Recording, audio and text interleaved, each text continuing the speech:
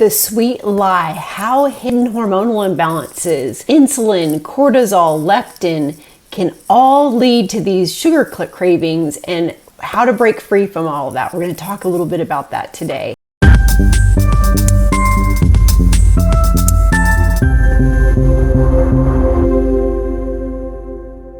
Let's talk a little bit about where these sugar cravings come from, what exactly is happening, and then some strategies to help support what's going on. I know so many people are dealing with this and they really beat themselves up about going back to the sugar and feeling like they don't have enough willpower, but there's some physiology behind what's going on, some things that are impacting physiology and what's going on and why that's happening in the first place. So let's look at what it is first and how to support it. Insulin is a hormone that ferries glucose into the cells. If there's a situation like insulin resistance going on, it can really create a problem where it puts the blood sugar basically on a roller coaster and just essentially has you screaming for more sugar. And so it can be really difficult to combat that once some of that insulin resistance has happened and is taking place. Another hormone that significantly impacts what's going on with these sugar cravings is cortisol. This is something you may have heard of before.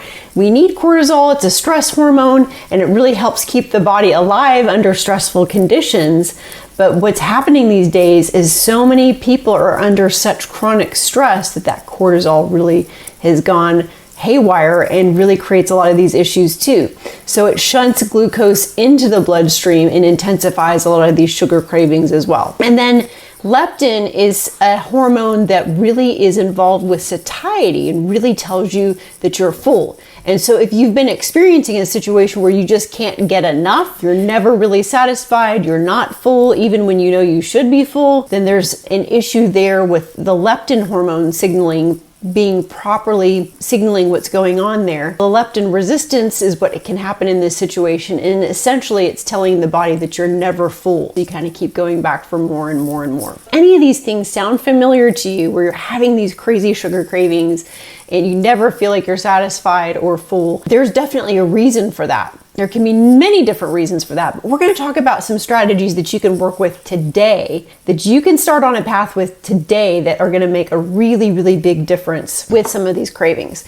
So a great thing to start with is really just starting to increase your protein. So if you start increasing your protein and decreasing the amount of carbohydrates or sugar, what happens is you start to signal that leptin hormone that we talked about a little bit earlier, that the body is full. It's getting more of the actual protein and nutrition that it needs. And so those sugar cravings typically, not that they're going to go away overnight, but once you start increasing protein and healthy fats, so this would be like avocados, healthy nuts and seeds. I'm a big fan of the hormone balancing world with that sort of thing, can really support the satiety component and then really help reduce some of those cravings as well. So to really focus on protein first, healthy fats, and then non-starchy vegetables for your carbohydrates. Once you start shifting from a lot of these sugary snacks, then in getting those carbohydrates from non-starchy vegetables, that can make a huge difference as well. So that can be some really great strategies you can start implementing today.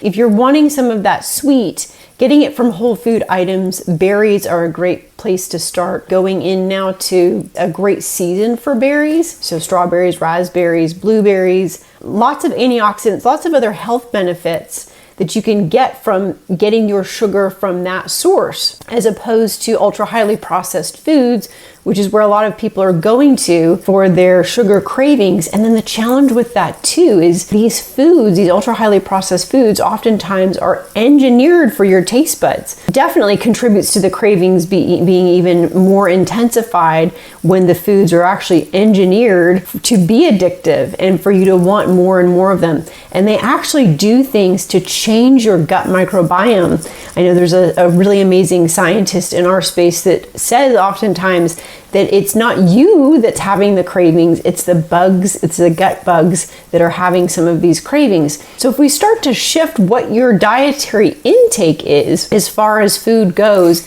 that can start to shift some of the organisms in the gut microbiome and really start to help make a really significant impact on what's going on with those sugar cravings as well. So just some really simple strategies to start implementing. Focus on healthy protein first, grass-fed, organic meats, when possible, wild-caught fish, all of that sort of thing is a really, really great place to start and make that the priority and the emphasis.